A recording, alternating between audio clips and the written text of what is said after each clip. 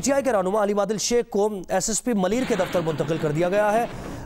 नुमाइंदा जियो न्यूज़ राना जावेद ने ज्वाइन किया। राना जावेद, एसएसपी मलीर के दफ्तर में हैं अली मादिल शेख, उनको रिहा नहीं किया गया, उनको छोड़ा नहीं गया क्योंकि हल्का बदर करना था और उसके बाद उनको छोड़ देना, क्या वो कंप्लेन कराने आए हैं या फिर उनको रोका गया है? जी बिल्कुल, उनको जब वहां से गिरफ्तार किया गया, हिरासत में लिया गया हल्के से PS 88, तो उसके बाद अब इनको एसएसपी मलीर के दफ्तर पहुंचाया गया, जहां एसएसपी मलीर के दफ्तर में वो मौजूद हैं और उनकी जानिब से अपनी गिरफ्तारी पर तहफ़्फ़ुज़ात का इज़हार किया जा रहा है। साथ ही पुलिस से शिकायत भी की है कि पुलिस का जो रवैया है वो जानिबदाराना है। एक जानिब दूसरी सियासी जमातों के जो कारकुनान है वो फायरिंग कर रहे हैं और मुख्तलिफ पोलिंग स्टेशन पर रुकावटें डाल रहे हैं और धांधली की कोशिश कर रहे हैं, लेकिन पुलिस जो है वो जानिबदारी का मुजाहरा करते हुए सिर्फ तहरीक इंसाफ के जो लोग हैं उनके खिलाफ कार्रवाई कर रही है। तो इस वक्त तक उन्हें गिरफ्तार भी नहीं किया गया बाकायदा और रिहा भी नहीं किया गया है। वो बैठे हुए एसएसपी मलीर के ऑफिस में, उन्हें बिठा के रखा हुआ है, छोड़ा नहीं गया है। दूसरी जानिब जो तहरीक इंसाफ के दूसरे MNA हैं आलमगीर शेख, वो भी PS 88 में पहुंच चुके हैं। जो उनके हवाले से भी अब दूसरा एक इलेक्शन कमीशन की जानिब से नोटिफिकेशन जारी कर दिया गया कि कोई भी रुकन असम्बली हल्के में मौजूद नहीं होना चाहिए। तो अब वो आलमगीर शेख मौजूद है, आया वो खुद हल्के से जाते हैं, उनके साथ भी इसी किस्म का रवैया अपनाया जाएगा, ये अब डिपेंड करता है पुलिस पर। लेकिन इस वक्त जो अली मादिल शेख हैं, अली मादिल शेख इस वक्त एसएसपी मलीर के ऑफिस में मौजूद हैं और अपने तहफ़्फ़ुज़ात से वो आगाह भी कर रहे हैं। बहुत शुक्रिया राना जावेद, आपने डिटेल्स दी हमें।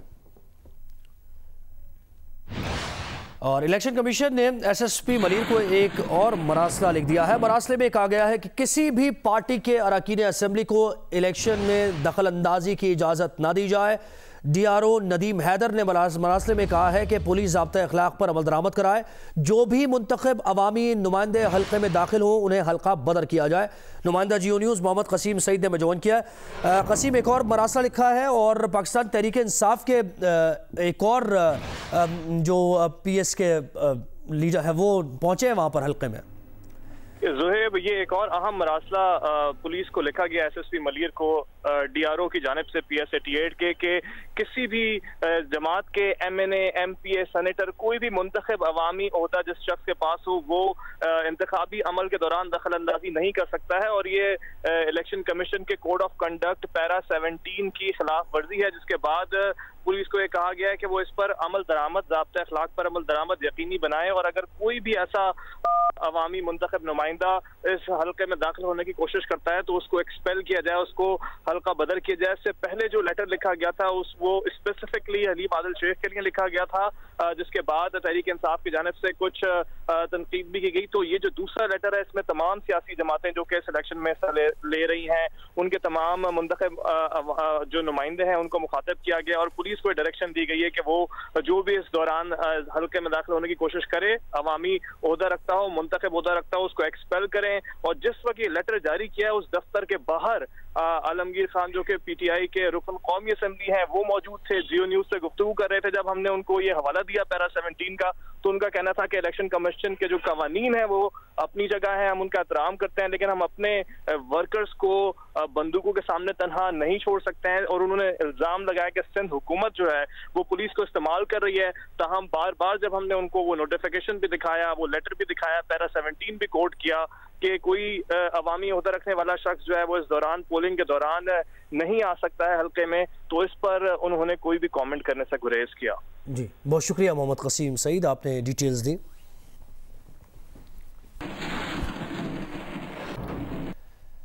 और पेशेन में ज़िमनी इंतखाब के मौके पर कल करबरा के शाही कोट पोलिंग स्टेशन के बाहर आज़ाद उम्मीदवारों के कारकुनों में झगड़ा हुआ है। लेवी ज़ुकाम के मुताबिक आज़ाद उम्मीदवार अमरुद्दीन आगा और असमतुल्लाह तरीन के कारकुनों में हाथापाई हुई है। झगड़े पर शाही कोट पोलिंग स्टेशन पर पोलिंग मुतासिर हुई है। मजीद नफरी भी तलब कर ली गई है।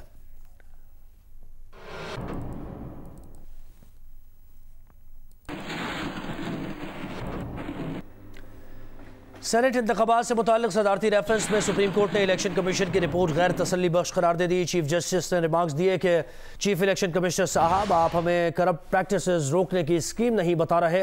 इतने अरसे से केस चल रहा है, आप सिर्फ एक्ट के मुताबिक काम करने की बातें कर रहे हैं। आइन में कहाँ लिखा हुआ है कि वोट देने के बाद उसकी शनाख्त नहीं की जा सकती? चीफ इलेक्शन कमिश्नर ने अदालत को बताया कि सुप्रीम कोर्ट माजी में बैलेट पेपर पर निशान लगाने को गैर कानूनी करार दे चुकी है। काबिल शनाख्त बैलेट पेपर्स की कानून में गुंजाइश नहीं।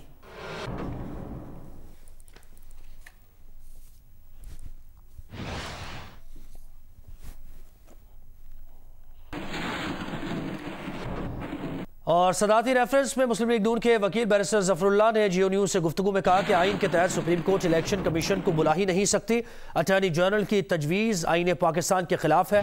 बैरिस्टर जफरुल्लाह का कहना था कि अटॉर्नी जनरल की तजवीज़ सियासी कल्चर और बैनुल अक़वामी क़वानीन के खिलाफ है। अटॉर्नी जनरल की तजवीज़ इलेक्शन की सिक्रेसी को ख़राब करेगी। बैरिस्टर जफरुल्लाह ने कहा कि स्टेक होल्डर्स से बैठ कर बात करें, कोई तजवीज़ लानी है तो लाएं।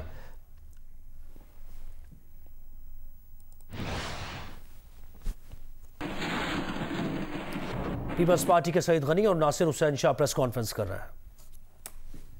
लेकिन बिलाखिर कोई आज से अभी से 2 घंटे पहले या 2.5 घंटे पहले हुसैन जोकियो गोट में जो पोलिंग स्टेशन है वहाँ पर उसी तरह से पूरा जत्थे का जत्था ये पीटीआई का हलीम आदिल शेख की क़यादत में गया। वहाँ उन्होंने हमारे लोगों से उलझे और फिर वहाँ फायरिंग की और वो फायरिंग के भी वीडियो क्लिप्स आपने भी देखे होंगे, हमने भी देखे और मुस्तकिल अभी आ रहे हैं और जो लोग फायरिंग कर रहे हैं वो भी नज़र आ रहे हैं और वहाँ से जो गोलियां चलाई गई हैं उनके खाली खौल भी बहुत बड़ी तादाद में मिले हैं और ये बिल्कुल वाज़े हो रहा है कि जैसे कोई जंग का आलम उन्होंने वहाँ पैदा किया और कोशिश की कि उस पोलिंग स्टेशन पर पोलिंग को मुस्तकिल बंद करवाया जाए, इसलिए कि पीटीआई को ये यकीन है कि वो ये इलेक्शन बहुत बुरी तरह से हार रहे हैं। लिहाजा सुबह से उन्होंने ये सिलसिला जारी रखा कि कुछ ना कुछ बहाना करें, कोई कोशिशें करें कि जो पोलिंग का अमल है वो मुतासिर हो, वो स्लो हो, वोटर खौफजदा हो और वोट डालने के लिए ना आए। इलेक्शन कमीशन ने बहुत ताख़ीर से एक हुक्म जारी फरमाया कि हलीम आदिल शेख को हल्के से बाहर निकाला जाए। वो तो निकाल दिया गया, पुलिस ने शायद उनको निकाल दिया वहाँ से बाहर, लेकिन पाकिस्तान पीपल्स पार्टी के अहदेदारों ने इस अमल के ख़िलाफ़ दरख्वास्त दिए थाने में कि इनके ख़िलाफ़ दहशतगर्दी का मुकदमा दर्ज किया जाए, इसलिए कि इन्होंने फायरिंग की है जिसमें कुछ लोग ज़ख्मी भी हुए हैं। और मुझे ये भी पता चला है कि शायद कोई एक मीडिया का दोस्त भी है जो शायद उनसे ज़ख्मी हुआ है, मुझे नहीं पता उसको कोई छरा लगा है, कोई चोट किसी तरह की लगी चोट है किसी को, ये तलात हमारे पास हैं। तो आप सबके कैमरे, आप सबके रिपोर्टर्स जो वहाँ मौजूद थे, जो ये कवर कर रहे थे, सुबह से हलीम आदिल शेख की जो एक्टिविटीज़ थी आपने अपनी आंखों से देखी हैं। एक तो वैसे ही उसे नहीं जाना चाहिए, लेकिन खैर इलेक्शन कैंपेन थी, वो जा रहा था, हमने कोई एतराज़ नहीं किया। इलेक्शन से पहले भी जाता रहा, हमने बिल्कुल एतराज़ नहीं किया, आज भी जाता रहता शायद हम एतराज़ नहीं करते। लेकिन बदमाशी करने की, गुंडागर्दी करने की, दहशत फैलाने की, फायरिंग करने की, लोगों को ज़ख्मी करने की, वोटिंग के अमल को रोकने की कोशिश करने की इजाज़त तो किसी को नहीं दी जा सकती है। तो हम ये समझते हैं कि इलेक्शन कमीशन ने चलें देर से ही सही एक हुक्म जारी फरमाया कि इनको निकाल दिया जाए, लेकिन ये काफ़ी नहीं है। इलेक्शन कमीशन को ख़ुद भी इनके ख़िलाफ़ क्रिमिनल कार्रवाई भी करनी चाहिए। इलेक्शन कमीशन को ख़ुद DRO को ख़ुद पुलिस को दरख्वास्त देनी चाहिए कि जो चीज़ें वीडियो क्लिप्स में मौजूद हैं, जिस तरह वो मुसल्ला लोगों के साथ मुख्तलिफ पोलिंग स्टेशनों में दनाता फिर रहा था, जिस तरह वो पुलिस के साथ बदतमीज़ी कर रहा था, जिस तरह वो पोलिंग के अमले के साथ बदतमीज़ी कर रहा था, ये DRO की जिम्मेदारी बनती है कि इन तमाम इक़दाम को सामने रखते हुए उनके ख़िलाफ़ कानूनी कार्रवाई वो करवाएं। अगर वो नहीं करवाते हैं और ये सिर्फ दिखावे के लिए ख़त जारी कर दिया गया है, तो फिर ये हम समझेंगे कि ये सिर्फ एक टोपी ड्रामा था और इसका कोई मकसद नहीं था। अभी एक और चीज़ भी पता चली कि उन्होंने शायद PTI के कहने पर एक और ख़त भी जारी कर दिया कि तमाम के तमाम जो मुंतखब नुमाइंदे हैं उनको निकाल दिया जाए। निकाल दें, लेकिन ये ज़रूर देखना चाहिए कि अगर एक मुंतखब नुमाइंदा कहीं उस इलाके में बाहर कहीं खड़ा है, कोई उसके साथ मुसल्लह आदमी नहीं है, कोई वो किसी को डरा नहीं रहा, धमका नहीं रहा, अमन अमान की सूरत हाल वो ख़राब नहीं कर रहा, उसमें और दहशत फैलाने वाले में और दहशत गर्दी करने वाले में बहुत फ़र्क होता है। तो इलेक्शन कमीशन को ये तफरीक रखनी चाहिए कि किसने आज के दिन इलेक्शन को ख़राब करने की कोशिश की है। जो भी ज़िम्मेदार हैं उनके ख़िलाफ़ कार्रवाई करें। उसमें PTI के MPs भी हैं, MNAs भी हैं और उनका लीडर जो है हलीम आदिल शेख था। कोई सवाल हो तो जो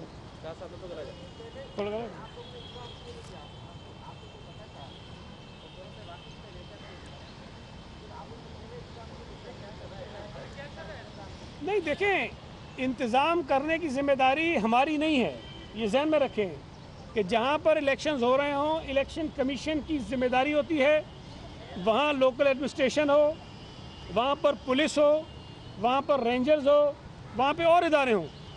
इलेक्शन के दिन वो सब के सब इलेक्शन कमीशन के मातहत होते हैं और डीआरओ के अहकामात को मानने के पाबंद होते हैं। ये बात हमारे इख्तियार में नहीं थी कि हम किसी को हुक्म जारी करते कि जनाब इसको रोक लो और उसको आने दो। हम नहीं कर सकते थे, ना हमने किया है, ना हम करना चाहते थे।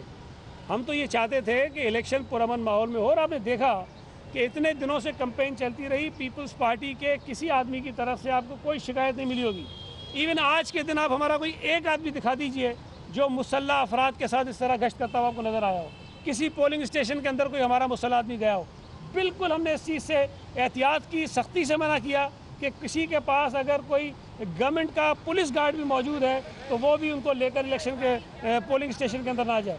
तो हमने जो हमारी जिम्मेदारी थी वो पूरी की है। अब इलेक्शन कमीशन के ऊपर है कि वो अपनी जिम्मेदारी पूरी करे और इनके खिलाफ पुलिस में भी दरख्वास्त देकर FIR दर्ज करवाए दहशतगर्दी की, ताकि इनको सज़ा दिलाई जाए। और लोगों की तस्वीरें मौजूद हैं, उनकी फुटेजेस मौजूद हैं, जिनके हाथ में असलहा है और जो फायरिंग कर रहे हैं। असलहा उनका है, खाली बुलेट्स हैं, वो फॉरेंसिक करवाएं, आपको पता चल जाएगा कि किस राइफल से वो फायर हुए हैं। और मुझे तो पता चला कि वो पता नहीं कौन सी एक M4 राइफल होती है, उसके बुलेट्स भी हैं और वहाँ पर रिपीटर के भी हैं, M9 के भी हैं, 9mm की जो होती है उसके भी हैं, पिस्टल के। तो मुख्तलिफ बड़े जो ख़तरनाक किस्म के हथियार थे वो वहाँ पर इस्तेमाल किए गए।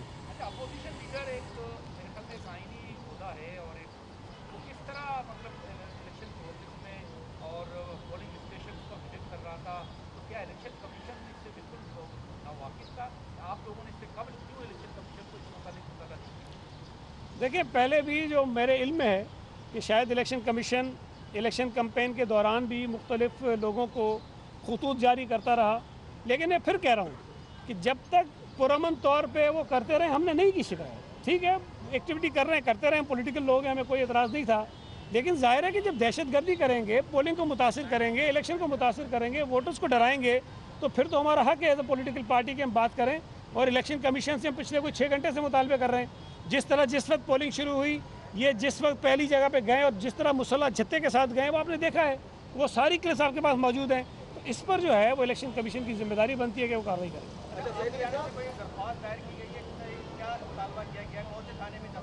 मैंने अभी बताया, मुझे नहीं पता किस थाने में कराई है, लेकिन हमारे पार्टी के अहदेदारों ने दरख्वास्त दी है कि इस पर FIR करवाई जाए। लेकिन मैं ये कह रहा हूँ कि ये इलेक्शन कमीशन की जिम्मेदारी भी बनती है कि वो FIR कराएं इनके ऊपर, दहशतगर्दी की FIR कराएं इनके ऊपर, इसलिए कि दहशतगर्दी है।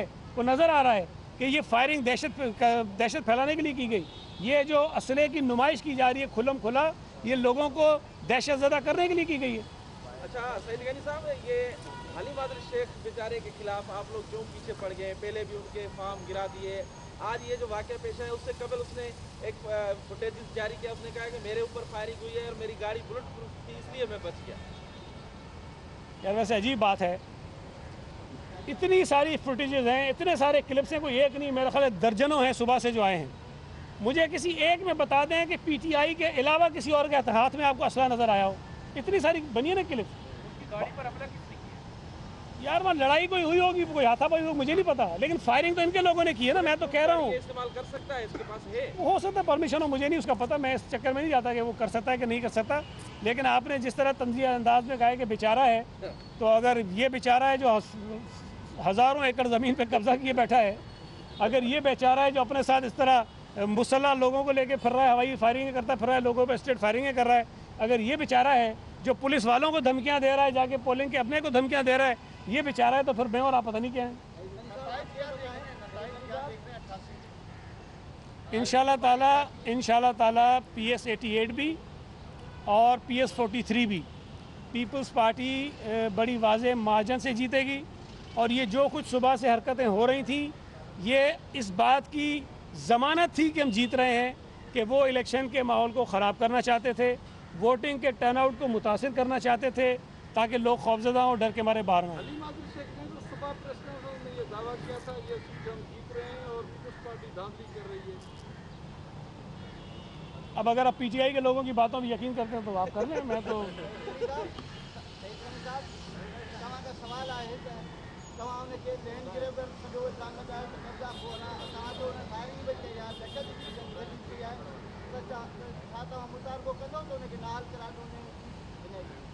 देखिए, मैंने अभी आपके सामने कहा कि इलेक्शन कमीशन से मुतालबा कर रहे हैं कि वो इस दहशतगर्दी के ख़िलाफ़ ख़ुद भी फरीक बने, पुलिस पे दरख्वास्त दें और इस दहशतगर्दी के ख़िलाफ़ FIR कटवाएं, दहशतगर्दी के सेक्शंस में कटवाएं, इसलिए कि ये दहशतगर्दी है। अब अगर इलेक्शन कमीशन नहीं करेगा तो जाहिर है कि हम फिर जो भी फोरम हमारे पास मौजूद होगा वहाँ पर हम आवाज़ उठाएंगे। अच्छा, उन्होंने रेंजर्स की तैनाती का मुतालबा किया है, किस हद तक जायज़ है उनका मुतालबा? रेंजर्स तो वो मौजूद थी, मेरा ख्याल है, जो मैंने कुछ क्लिप्स देखे हैं उसमें मुझे रेंजर्स में नज़र आई है। रेंजर्स तो मौजूद थी और इलेक्शन कमीशन ने शायद पहले उनसे दरख्वास्त की हुई थी, लेकिन अब वो क्या चाह रहे हैं कि रेंजर्स किस तरह से अंदर हो, जिस तरह वो 2018 के इलेक्शन में थी, तो उस तरह से तो मुझे नहीं पता उनकी ख्वाहिश अगर है, लेकिन रेंजर्स वहाँ मौजूद है और इलेक्शन की ड्यूटीज़ वो अंजाम दे रही है। थैंक यू, बहुत शुक्रिया, थैंक यू। यहाँ से कुछ बोला सईद गनी और नासिर हुसैन शाह प्रेस कॉन्फ्रेंस कर रहे थे।